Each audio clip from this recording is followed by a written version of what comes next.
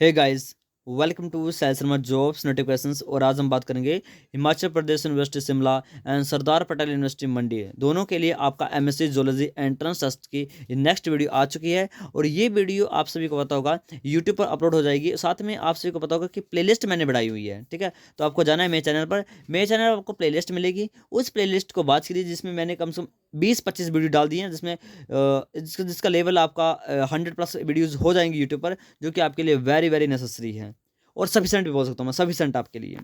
Video को continue करने से पहले यदि अभी तक आपने ये पीडीएफ बाय नहीं किया तो आप परचेज कर लीजिए। मात्र 299 रुपीज़ में आपको पीडीएफ मिलेगा और 4000 एमसीक्यू क्वेश्चन होंगे जो कि बेस्ड होंगे प्रीवियस ईयर क्वेश्चन के ट्रेंड के अकॉर्डिंग। ठीक है, पहले जो क्वेश्चन आते हैं वैसे क्वेश्चन है और काफ़ी चांसेस हैं कि इनमें से ही आपके क्वेश्चन आएंगे। टोटल 4000 एमसी क्वेश्चन और ये सफिशिएंट क्वेश्चन है, ठीक है। आपके पास टाइम बहुत कम है, जितना ज़्यादा हो सके आप रटना चाहते हो तो रट सकते हो, जो मर्जी कीजिए, इन क्वेश्चन को प्रिपेयर कीजिए, या आप खुद पढ़ना चाहते हो पढ़ लीजिए, पढ़ने के बाद इनको अटेम्प्ट कीजिए। और इस पैकेज के साथ आपको मिलेगा 2 बुक्स मिलेंगी, वो भी आपको एज इट इज़ फ्री मिलेंगी, ठीक है। और ये आपका 299 रुपीज़ में मिलेगा और व्हाट्सएप नंबर यहाँ पर मैंने लिखा है, इस नंबर पर आपको करना है मैसेज, ठीक है। चलिए वीडियो को करता कंटिन्यू। कश्मीर यूनिवर्सिटी का 2020 का क्वेश्चन पेपर है ये, और काफ़ी इंपॉर्टेंट है। रिपीटेड पैटर्न के आधार पर बेस पर क्वेश्चन होते हैं और यही क्वेश्चन आपके एचपीयू और एसपीयू में आएंगे। Question number 1, trypsinogen is converted into active trypsin why the action of. ये क्वेश्चन मैंने करवाया आपको, बताइए जरा। ऑप्शन पढ़ लीजिए, ABCD।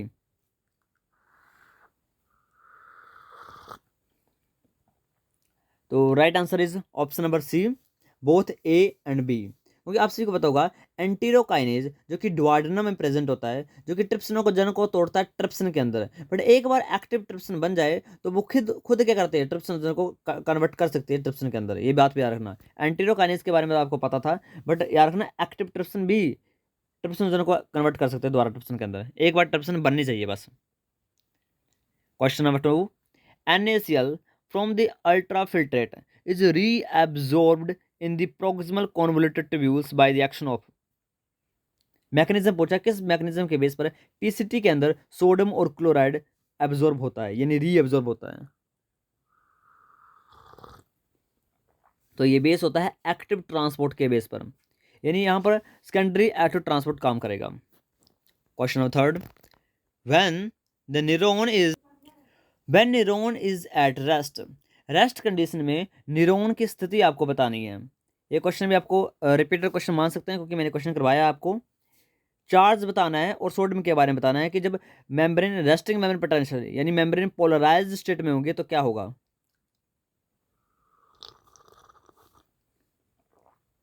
तो थर्ड का राइट आंसर है option number C, both A and B, because the first option is membrane having negative charge, because I know the membrane potential is -70 volt. तो नेगेटिव चार्ज तो है ही। और sodium कहाँ है, अंदर या बाहर? सोडियम बाहर है, क्योंकि सोडियम अगर अंदर आ जाए तो मेम्ब्रेन पोटेंशियल हो जाएगा पॉजिटिव। वो तो आपका क्या हो जाएगा, action potential, not the resting membrane potential. यानी both A and B are the right answer. Question number 4, which of the following is not involved in the transmission of nerve impulses across a chemical synapse। इनमें से कौन सा involve नहीं हो रहा है transmission के दौरान? कौन इन्वॉल्व नहीं हो रहा है? तो एसिटाइल कोलेस्टेरेज इन्वॉल्व नहीं हो रहा है, क्योंकि ये जो होता है एक ऐसा एंजाइम है जो कि ब्रेक करता है एसिटाइल कोलिन को। किसके अंदर? Acetyl co enzyme A+ Colin के अंदर। रही बात सिनेप्सिन या कैल्शियम के बारे में, तो सिनेप्सिन होता है, सिनोप्सिन नहीं होता है, सिनेप्सिन होता है। तो सिनेप्सिन एक ऐसी प्रोटीन होती है, थोड़ा सा मैं आपको बताऊंगा, ज़्यादा डिटेल में जाऊंगा। जितने भी आपके न्यूरो होते हैं ये एक वेसिकल के फॉर्मेट के एक्सोन के टर्मिनल्स पर प्रेजेंट होते हैं। किस फॉर्मेट में? वेसिकल के फॉर्मेट में। बट बनते कहाँ हैं ये जितने भी वेसिकल्स हैं? ये आपकी सेल बॉडी ये डेंड्राइट्स में बनती हैं। अब बनने के बाद हमारे जो क्या होते हैं इसको, मोटर प्रोटीन्स होती हैं, जिसमें काइंसिन और डाइनिन के नाम आपने सुने होंगे। ये उनको उठा के ले जाते हैं कहाँ पर? एक्सोन टर्मिनस के पास है। अब एक्सोन टर्मिनस में रैंडमली तो पड़े नहीं होंगे वेसिकल, इन वेसिकल्स को एक रैंडमली नहीं होंगे, एक ऑर्डर्ड फैशन वे में इनको अरेंज करके रखा हुआ है, संभाल के रखा हुआ है इनको। और इनको संभाल के रखने का काम रखते हैं synapsin protein. Option B is the right answer. Then the question, option B नहीं, यहाँ तो ऑप्शन ए सही है, ठीक है। Question 5, which of the following is related to the light perception. इनमें से कौन सा रिलेटेड होगा लाइट की परसेप्शन के लिए? तो right answer is option number D, all of the above. यहाँ पर रोडोप्सिन के बारे में मत सोच लेना कि ये डार्क के लिए होगा, डार्क के लिए नहीं होगा, ये डिम विजन के लिए होता है। डार्क और डिम विजन में काफ़ी फर्क होता है। Question number 6, which of the following is या are involved in muscle contraction. Muscle contraction के दौरान कौन कौन से इन्वॉल्व होते हैं? देखो जहां पर भी इज स्लैश आर लिखो ना, समझाओ आपका all of the above he right answer होगा। इंग्लिश समझा करो। यहाँ पर इज स्लैश आर लिखा है, मतलब जो हमारा एग्जामिनर है वो चाह रहा है कि यहाँ पर एक आंसर नहीं है, यहाँ पर मल्टीपल आंसर है। और यहाँ पर आप सभी को बताऊंगा, आप जो जो भी आप क्वेश्चन करते हो यहाँ पर MCQ क्वेश्चन टाइप है, MSQ नहीं है। यहाँ पर मल्टीपल सेलेक्ट नहीं है, मल्टीपल चॉइस है, यानी आप एक ही ऑप्शन सेलेक्ट कर सकते हो। इसका मतलब option D is the right answer. और वैसे भी calmodulin, calcium, creatinine, phosphocreatine सभी चाहिए होते हैं। Question 7, the peaks of LH and FSH productions occur during. देखो LH और FSH क्या है? Follicular stimulating hormones. और इनका पीक सबसे ज़्यादा कब होगा बताना मुझे। The flow phase of menstrual cycle? नहीं। The beginning of the follicular phase of the ovarian cycle? The period just before the ovulation? Yes, the right answer option number C, the period just before ovulation. Ovulation होने से just पहले LH की मात्रा बहुत ज़्यादा बढ़ जाती है, जिसकी वजह से ओवुलेशन हो जाती है। LH also called as luteinizing hormone, जो कि बनाता है कॉर्पस ल्यूटियम बनाता है after releasing the egg from that grafting follicle. Question number 8, FSH is secreted by, काफी इजी क्वेश्चन पूछा है आपसे, ओवरीज, टेस्टिस, बोथ या नन? तो right answer option number D, none. क्योंकि FSH आपका सीक्रेट किया जाता है एंटीरियर पिट्यूटरी के द्वारा, नॉट द ओवेरियन या टेस्टिस। और FSH is tropic hormone. But do you mean by tropic hormone? Tropic hormone are those hormone which are secreted by the other glands but control the other gland. Mean मैंने निकलते आपके pituitary से, but control किसी दूसरे gland को करता है, यानी ओवरीज को कंट्रोल करते हैं। ठीक है। Question 9, thyroxine is synthesized in. Thyroxine कहाँ सिंथेसाइज होता है? सिंथेसाइज पूछा है। और thyroxine hormone is also called T4 hormone. तो right answer is option number, बताइए, एड्रिनल, पिट्यूटरी, थायराइड, पैराथायराइड। तो right answer option number C, thyroid gland. Question number 10, which of the following is या are not true about the insulin. देखो यहाँ पर again क्या है, is and are लिखा हुआ है। देखो 2 नंबर आराम से बच्चे को मिल जाते हैं अगर थोड़ी सी भी बहुत कॉमन सेंस लगाता है। ठीक है, देयर कॉमन सेंस जरूरी है, बहुत ज़्यादा जरूरी है। ठीक है, इनमें कौन सी स्टेटमेंट गलत है इंसुलिन के बारे में? डेफिशिएंसी कोज द हाइपोग्लिसीमिया, कि इंसुलिन की कमी से हाइपोग्लिसीमिया हो सकता है। हाइपोग्लिसीमिया होता है शुगर की कमी, पर इंसुलिन की वजह से शुगर की कमी, ये आपकी बात जम रही है क्या? नहीं जम रही है। ठीक है, तो ये स्टेटमेंट क्या है? गलत स्टेटमेंट है। क्योंकि अगर इंसुलिन नहीं होगा तो हाइपो नहीं हाइपर हो जाएगा, इंसुलिन ग्लूकोज बढ़ जाएगी बॉडी में। Is secreted by the alpha cells of the islets of Langerhans? नहीं, इंसुलिन सीक्रेट किए जाते हैं बीटा सेल्स के द्वारा। अल्फा सेल्स के द्वारा तो आपका ग्लूकागोन सीक्रेट होता है। Question C, it is secreted by the delta cells? नहीं नहीं, डेल्टा सेल्स के द्वारा आपका इंसुलिन सीक्रेट नहीं किया जाता है। डेल्टा सेल्स के द्वारा सीक्रेट किया जाता है सोमेटोस्टेसिन। Okay, somatostatin.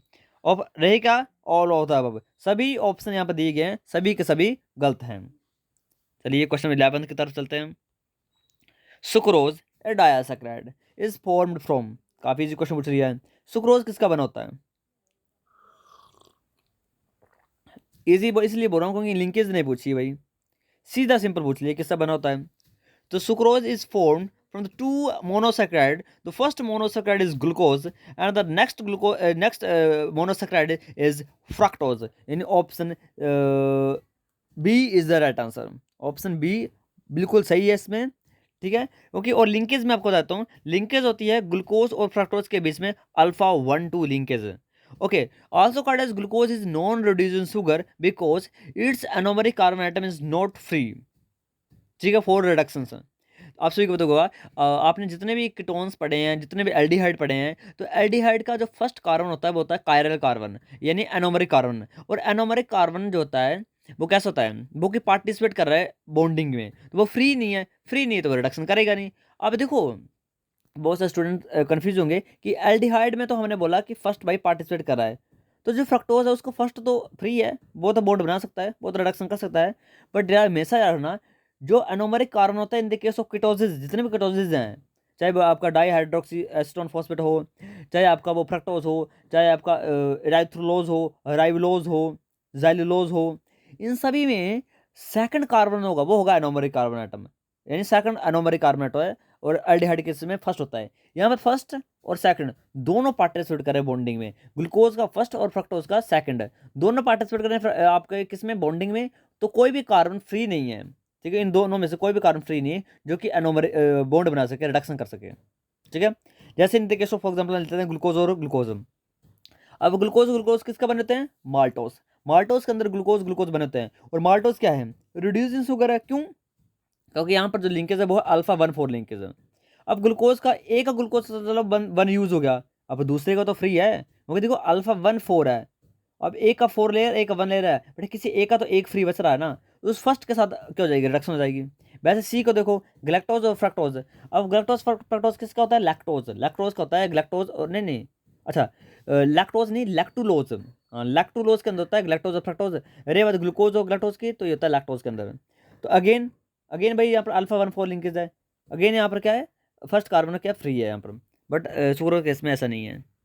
Question 12, which of the following occurs only in aerobic condition, aerobic का मतलब होता है ऑक्सीजन वाली कंडीशन में ही ओनली चलती है, ग्लाइकोलिसिस, ऑक्सीडेटिव फॉस्फोराइलेशन, फर्मेंटेशन, काफ़ी ईजी है, काफ़ी ईजी, बच्चा बच्चा भी बता देगा।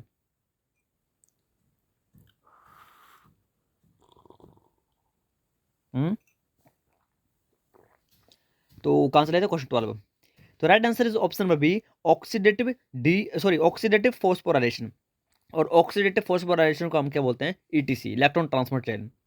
ग्लाइकोलिसिस चल सकती है चाहे ऑक्सीजन हो चाहे नो ऑक्सीजन ना हो, क्योंकि इसको नीड ही नहीं ऑक्सीजन की। रही बात फर्मेंटेशन, तो फर्मेंटेशन तो चलती है ऑक्सीजन के बिना है। Question 13, if the form in which the carbon enter into the citric cycle is, the form in which carbon enter the citric, देखो टीसी साइकिल का फर्स्ट प्रोडक्ट पूछा गया है, सबसे पहले एंट्री कौन लेता है टीसी साइकिल के अंदर, जो कि ग्लाइकोलिसिस से आया है, एंट्री लेने वाला बताना आपको।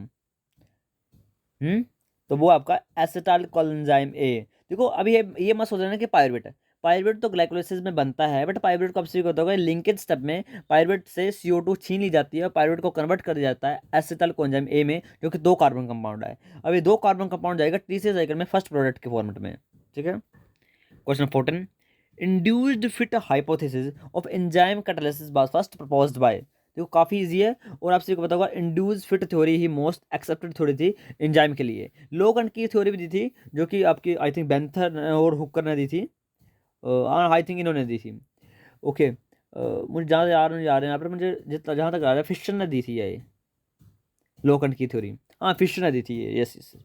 तो एमाइल फिशर ने दी थी आपकी लोखंड की थ्योरी, इधर पूछी गई इंड्यूस फिट थ्योरी। तो right answer is option number C, Daniel E Koshland ने, कोसलैंड बोले जबरदस्त, बस बर्ड यार नाम। Question 15, genotypic ratio of mono hybrid cross is, देखो मोनो हाइब्रिड क्रॉस के बारे में बोला है, मोनो हाइब्रिड, इसकी जीनोटाइपिक रेशियो बता रही है आपको मोनो हाइब्रिड क्रॉस की। देखो फिनोटाइपिक रेशियो मैं आपको बता देता हूँ, फिनोटाइपिक रेशियो होती है आपकी 3:1, ठीक है। अब जीनोटाइपिक बता मुझे, तो right answer option number C, 1:2:1। और कभी आपसे डाई हाइब्रिड पूछे हो तो क्या करना है, mono hybrid ratio multiply mono hybrid ratio is equal to die hybrid ratio. For example के लिए आपसे पूछ ली गई genotypic ratio over dihybrid cross है, तो क्या करना आपको, 1:1 को द्वारा गुना कर देना 1:1 से, क्या जाएगा आंसर, एक एकम एक, दो दुने चार, ऐसे ऐसे बना लेना, आंसर आ जाएगा आपका, ठीक है। Mono hybrid ratio multiply mono hybrid ratio is equal to die hybrid ratio. चलिए, heterochromatin is transcriptionally, heterochromatin transcriptionally क्या होता है, एक्टिव इनएक्टिव रिसेसिव। देखो 2 टर्म आपने पढ़ी होंगी, यूक्रोमेटिन एंड हेट्रोक्रोमेटिन। तो यूक्रोमेटिन होता है आपका एक्टिव फॉर्म और हेट्रोक्रोमेटिन होता है inactive form, B option is the right answer. Question number 17, a dihybrid test ratio of 1:3:3:1 indicate that genes are located on, अगर रेशो आपकी 1:3:3:1 है तो बताना है कि जीन्स कहाँ लोकेट होंगे, सिंगल क्रोमोसोम में, डबल क्रोमोसोम में, 3 क्रोमोसोम में, 4 क्रोमोसोम के अंदर। और टेस्ट कोर्स की रेशो बता रहे हैं, टेस्ट कोर्स पता क्या होता है, cross with in recessive parents, उसके बाद जब रेशो आ रही है। तो right answer option number A, single chromosome. Question number 18, non allelic gene interaction is term as, देखो दो टाइप की इंट्रैक्शन आपने पढ़ी हुई, एक आपने पढ़ी है जीन जीन इंट्रैक्शन और एक आपने पढ़ी है एलील एलील इंट्रैक्शन। तो non allelic interaction is also called as gene gene interaction. अब बताओ तो भाई, अब तो बता देना मुझे। Right answer is option number B, epistasism. Epistasism में एक जीन किसी दूसरे जीन को हाइड कर रहा है, मास्क कर रहा है, यानी जीन जीन इंट्रैक्शन है। और एलील एलील इंट्रैक्शन का बेस्ट एग्जांपल आता है आपका इनकम्प्लीट डोमिनेंस और codominance. Question number 19, Okazaki fragments are joins together by, बार बार क्वेश्चन रिपीटेड क्वेश्चन आ रहा है, ये क्वेश्चन बहुत ज़्यादा रिपीटेड आ रहा है, जिस मर्जी यूनिवर्सिटी से पढ़ लो। तो right answer option number D, ligase. यानी यहाँ पर कोई भी ऑप्शन सही नहीं है, यानी none of the above. Right answer is ligase. Question 20, DNA replication in prokaryotes is, DNA के अंदर जो रेप्लिकेशन होती है प्रोकैरियोट्स में वो कैसे होती है, unidirectional, by directional, disruptive, conservative. देखो दो ऑप्शन ऐसे हैं कि आप 1 मिनट में उनको एलिमिनेट कर दोगे, 1 मिनट में। दो ऑप्शन कौन कौन से, वो डिसरप्टिव और कंजर्वेटिव। आप सभी को पता होगा, चाहे प्रोकैरियोट्स हो चाहे यूकैरियोट्स हो, डीएनए के जो रेप्लिकेशन होती है वो सेमी कंजर्वेटिव ही होती है। और ये मैं इस बात को मैंने 4 बार आपको बताया है, मुझे इतने याद है, मैंने 4 बार आपको बताया है ये कि DNA replication is semi conservative if you think about prokaryotes, you think about eukaryotes, the DNA replication is semi conservative which is proved by Stahl and Meselson and Stahl. हाँ, यूनिडायरेक्शन और बाई डायरेक्शन के बीच में दोनों में अनवन है। यानी eukaryotes में कैसे होती है, यूनिकैरियोट्स जो आपकी यूकैरियोट्स होते हैं उनके अंदर एप्लीकेशन होती है वाई डायरेक्शनल, और प्रोकैरियोट्स के अंदर आपकी जो डीएनए एप्लीकेशन होती है यूनिडायरेक्शनल। ये उल्टा बोल रहा हूँ मैं। DNA application in prokaryotes by directional या यूनिडायरेक्शनल, अरे इसका कोई फंडा नहीं है, इसमें ऑप्शन बी दिया ना, bidirectional. DNA application prokaryotes is bidirectional. हाँ बाई डायरेक्शनल हो सकती है, बट हमारे में भी तो बाई डायरेक्शनल होती है आई थिंक। यूनि डायरेक्शनल नहीं बोल सकते, हमारे में भी दोनों डायरेक्शन होती है। क्रॉस चेक कर लेना कि हमारे में क्या होता है, बट प्रोकैरियोट्स में तो आपका बाई डायरेक्शनल ही होता है। बाकी इस क्वेश्चन को मैं कमेंट में बता दूंगा इसका आंसर, ठीक है, ठीक है, इसको बता दूंगा, मैं आपको बाद में बताता हूँ। Question 21, dosage compensation of gene is achieved by, dosage compensation. और डोजेज कंपनसेशन मैं बहुत बार आपको करा चुका हूँ, बार बॉडी का कंसेप्ट आपको मैं बार बार करवा चुका हूँ। बार बॉडी क्या होती हैं, फीमेल के अंदर एक एक्स क्रोमोसोम को इनएक्टिवेट कर दिया जाता है, बिकॉज डोजेज को कंपनसेट करने के लिए, डोजेज का मतलब होता है कि दोनों में इक्वल अमाउंट रखना जीन्स का। ये बहुत बार आपको करवा चुका हूँ, अब नहीं करवाऊंगा मैं आपको, ठीक है। बताइए, the inactivation of one X chromosome in the case of the homogametic sex, या hyper activity of X chromosome in the heterogametic sex. ध्यान से पढ़ना ऑप्शन को। तो both options are the right answer, because inactivation the one X chromosome in the case of the homogametic sex, बिल्कुल सही बात है कि जो फीमेल्स होते हैं हमारी, ठीक है, ह्यूमंस की बात करूं, वहां पर एक एक्स क्रोमोसोम को इनएक्टिवेट कर दिया जाता है, called as Lyon hypothesis. But in the case of drosophila, हम क्या करते हैं, किसी एक एक्स क्रोमोसोम को हाइपर एक्टिवेट कर देते हैं। For example in the case of male का एक एक्स क्रोमोसोम हम हाइपर एक्टिवेट कर देते हैं, ठीक है। तो दोनों ऑप्शन सही हैं। देखो question number 22, drones and workers of the honeybees are, पहले ड्रोन्स बताओ फिर वर्कर बताना। देखो ड्रोन्स बने होते हैं पार्थेनोजेनेसिस से, कल ही करवाया था मैंने क्वेश्चन ये। और जो भी पार्थेनोजेनेसिस बनते हैं मतलब वहां पर गैमेट फ्यूजन नहीं हुआ है, गैमेट फ्यूजन नहीं हुआ है मतलब वो स्टिल क्या है, हैप्लॉइड ही है। यानी ए तो मतलब आप ये समझो कि ड्रोन्स तो हैप्लॉइड हैं। अब बताओ भाई कौन सा ऑप्शन सही होगा। तो right answer option B, drones are haploids and workers are diploids, ठीक है, बट स्टेराइल होती हैं बेचारी वो। Question 23, fitness is an important concept in the natural selection, fitness is the most probably a property of, मैंने कहा fitness जो है जो कि एक इंपॉर्टेंट कंसेप्ट है इन नेचुरल सिलेक्शन के अंदर है। Fitness is the most properly a property of a phenotype, ये जीनोटाइप, ये इंडिविजुअल, ये स्पीशीज लेवल। तो right answer is option number B, a genotype. Question 22, industrial melanism illustrate the phenomenon of, कल भी question मैंने करवाया था ये, जिसमें किसी एक को फेवर किया जाता है।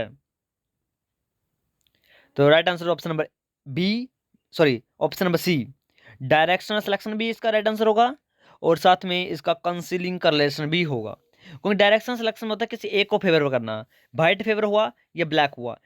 बिफोर इंडस्ट्रियलाइजेशन वाइट को फेवर किया गया, but after the industrialization black को फेवर किया गया, किसी एक को फेवर किया गया, यानी कॉल्ड एज डायरेक्शन सिलेक्शन है।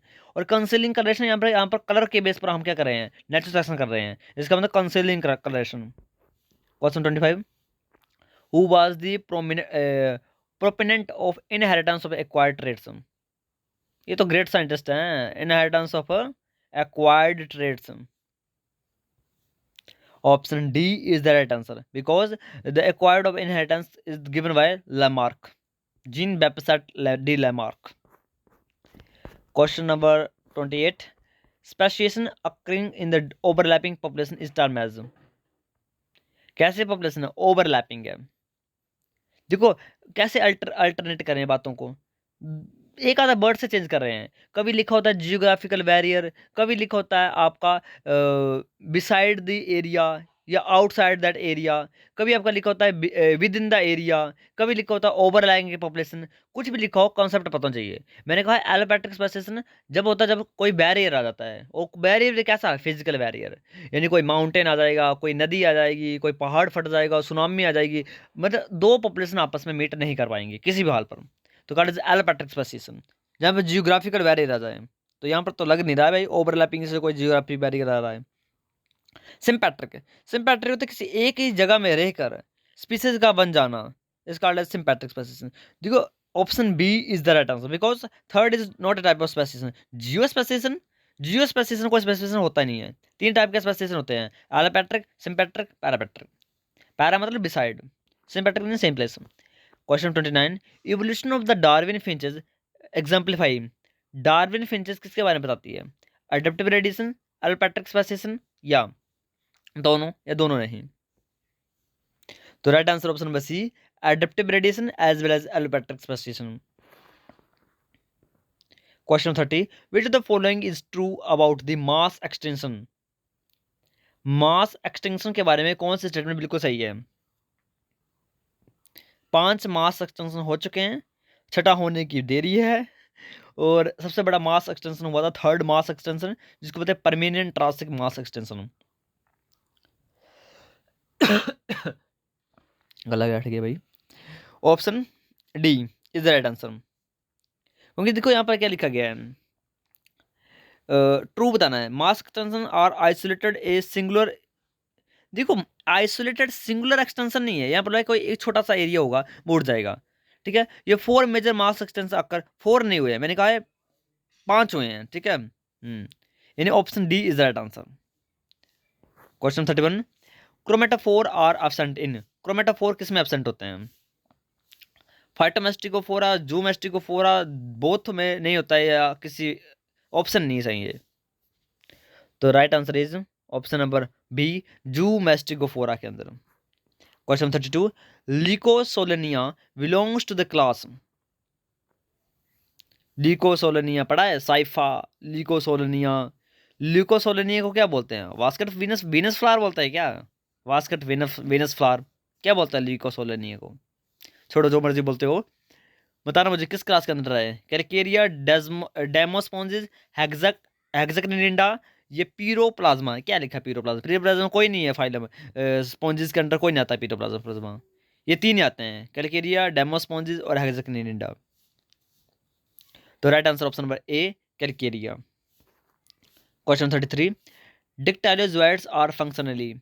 डिक्टाइलोजोइड्स फंक्शनली क्या होते हैं, ये non feeding and defensive palps होते हैं। Question number 34, which of the following protozoans belong to the class zooflagellata. इनमें से कौन सा प्रोटोजोन्स है जो कि बिलोंग करता है क्लास जूफ्लेजिलेटा से। तो right answer option number C, Giardia lamblia, Trichomonas and Trichonympha. Question 35, which of the following is true about annelids. Annelids के बारे में कौन से स्टेटमेंट बिल्कुल सही है। Coelom is schizocoelous, excretion by nephridia, locomotion by setae, या ऑल ऑफ द अबव। देखो साइजोसिलस या एंटेरोसिलस, इसके बारे में आपको एक चीज बताई थी मैंने, क्या मैंने ये बताया था आपको कि आम एएम, तो एएम क्या है, साइजोसिलस है। यानी एएम क्या है, साइजोसिलस है। ओके, तो ए मतलब एनेलिडा, ए मतलब आर्थ्रोपोडा और एम मतलब मोलस्का। तो ये क्या है, साइटोसिलिस है, मतलब ए तो ठीक ऑप्शन। एक्सक्रीशन बाय नेफ्रिडिया, तो ये भी ठीक ही है, नेफ्रिडिया के थ्रू एक्सक्रीशन कर सकते हैं। लोकोमोशन बाय सिट्टे, देखो setae in the case of earthworm भी देखे होंगे आपने, या नीज वगैरह में भी आपको सिट्टे पैरापोडा देखने को मिल जाएंगे। Option D is the right answer. Question 36 है, holometabolous metamorphosis is present in, देखो होलो मेटाबोलस का मतलब होता है कंप्लीट मेटामॉर्फोसिस है, और कंप्लीट मेटामॉर्फोसिस आपको देखने को मिलेगा बॉम्बैक्स मोरी में। क्या मस्का डोमेस्टिका डोमेस्टिका में भी होगा क्या कंप्लीट? हम्म, होगा भाई होगा। Option B and A both are correct, यानी option C is the right answer. Question 37, during torsion visceral mass of the larva gastropoda rotate through, देखो आपने पढ़ा टॉर्सन, टॉर्सन में कितने डिग्री का वो मूवमेंट लेता था, पढ़ा होगा आपने बीएससी में। तो वो लेता है 180 डिग्री का, बट 180 डिग्री कैसे, क्लॉकवाइज या एंटी क्लॉकवाइज, उल्टा घूमता था वो, 180 डिग्री का एंटी क्लॉकवाइज डायरेक्शन में वो लार्वा मूव करता था। Question 38, exclusively marine radial symmetrical triploblastic organism which the water vascular system is constitute, देखो ऐसे क्वेश्चन आते हैं आपको, जनरल कटर मैंने कहा सभी का पढ़ लेना जितने फाइलम है, और क्वेश्चन बनेंगे ऐसे, तो आप यहाँ पे एलिमिनेट करते करते चलना। अब एक्सक्लूसिवली मराइन बोला है, ठीक है। रेडियल सिमेट्रिकल, अब जब रेडियल सिमेट्री आ गया तो आपके काफी ऑप्शन आपके कटेंगे। अब कैसे, आपका देखो प्रोटोकोडाटा कटेगा कटेगा, हेमिकोडाटा कटेगा, वो दोनों क्या है ये, दोनों वायलेटर सिमेट्रिकल हैं, कट गए भाई। ऑप्शन ए और बी बचे हैं, अकाइनोडर्मिटा और पोरफिरा। आगे चलिए, ट्रिप्लोब्लास्टिक बोल दिया भाई, वाह, तो पोरफिरा तो ऐसे चला गया। हाँ, और आगे क्या बोला, वाटर वास्कुलर सिस्टम, तो अब आपको कुछ भी पता नहीं था आपको, बट एक चीज़ पता था कि वाटर वास्कुलर सिस्टम अकाइनोडर्मिस में होता है, तो भी आप सोल्व कर सकते थे। Option A is the right answer. Question 39, tunicata is also known as, या also called as, tunicata, tunicin protein होते हैं, बड़ी हार्ड प्रोटीन होते हैं इनके अंदर, अब तो बता दो, एग्जाम देता हार्ड में नहीं है, इनके अंदर आता है, इतना हिंट दे दी मैंने। Right answer option number C, urochordata. Question number 40, larvaceae ascidiaceae thaliaceae belongs to the सबफाइला।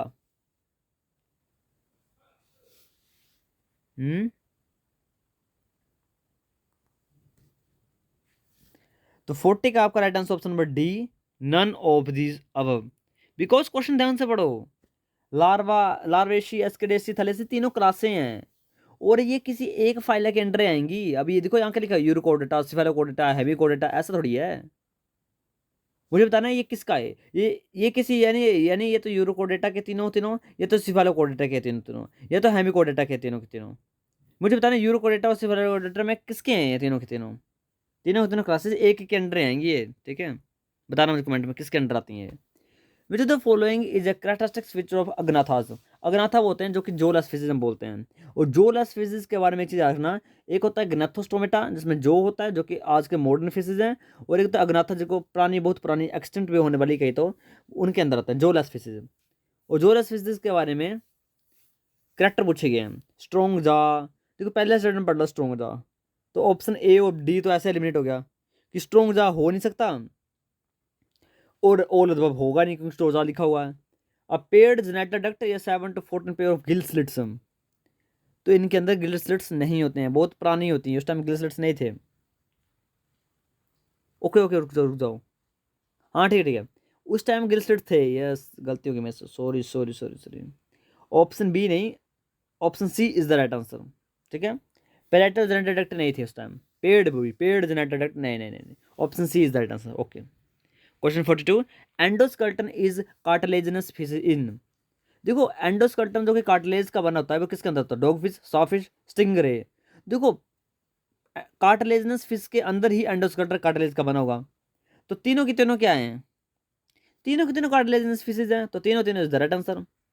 Question 43, which of the followings do not belong to the amphibia order urodela, urodela के अंदर बिलोंग नहीं करता है, एम्फाइस्टोमा, एम्फीमोआ, पिप्पा, ट्राइटोन। तो right answer option number C, Pippa.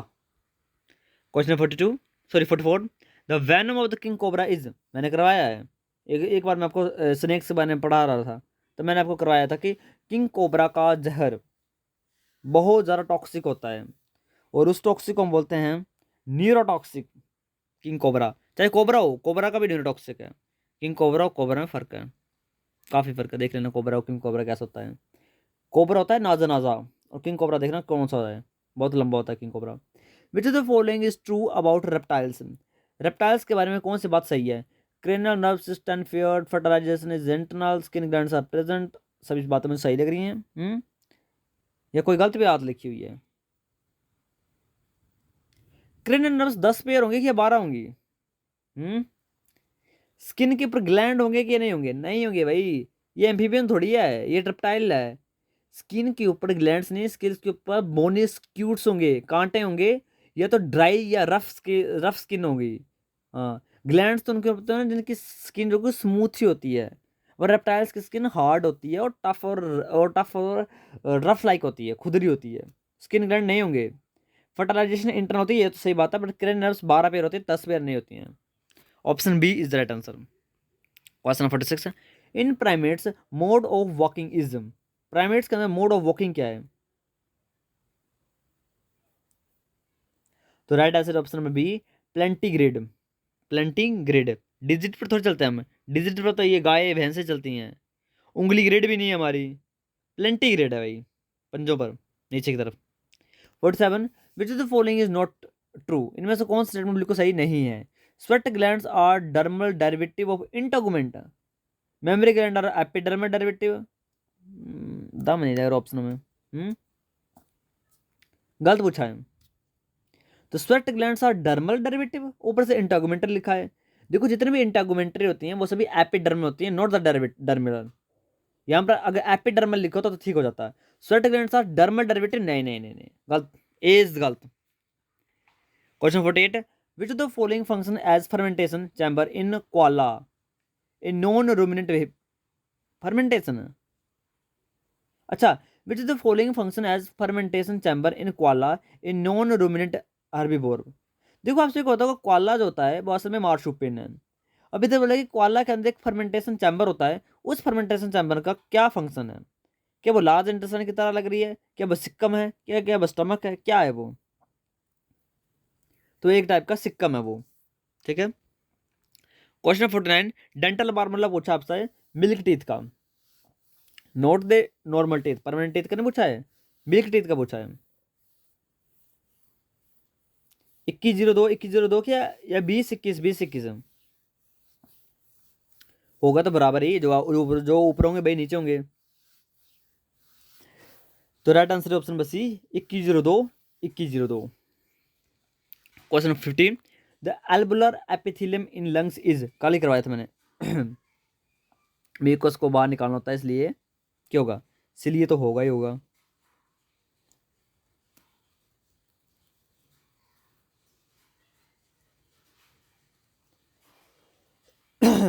एक second, एल्बुलर एपिथ, अच्छा okay okay, ये तो बहुत है जहाँ पर गैस एक्सचेंज होनी थी, हाँ ठीक है। ये सिलेटेड नहीं होती, ये नॉन सिलेटेड होती है और स्कैमस की बनी होती है, ठीक है, करवाया था मैंने, non chelated squamous. Thank you and have a nice day.